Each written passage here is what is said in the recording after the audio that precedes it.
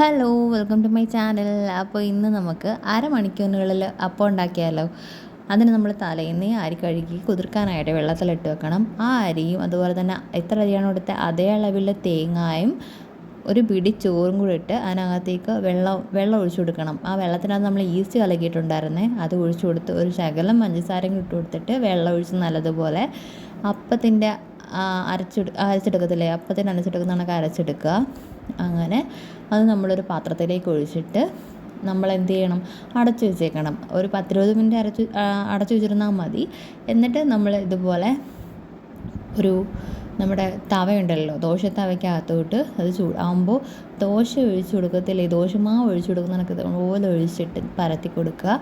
അതിനകത്തേക്ക് ബബിൾസൊക്കെ വരുമ്പോഴത്തേക്കും, അതിനകത്തുനിന്ന് ബബിൾസ് വരുമ്പോഴത്തേക്കും നമുക്ക് ലോ ഫ്ലെയിം അല്ലെങ്കിൽ മീഡിയം ഫ്ലെയിമിൽ വെച്ചിട്ട് ഇതുപോലെ ഒരടപ്പ് കൊണ്ടിട്ട് അടച്ചു കൊടുക്കുക.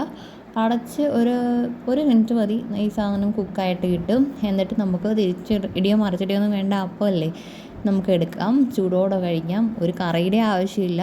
വേണമെന്നുണ്ടെങ്കിൽ കറിയോടുകൂടി കഴിക്കാം. ഇനി നമുക്ക് മുരിച്ചെടുക്കണമെന്നുണ്ടെങ്കിൽ കുറച്ചും കൂടെ വലുതായിട്ട് നൈസായിട്ട് പരത്തിയിട്ട് അതുപോലെ നമുക്ക് മുരിച്ചെടുക്കാം കേട്ടോ.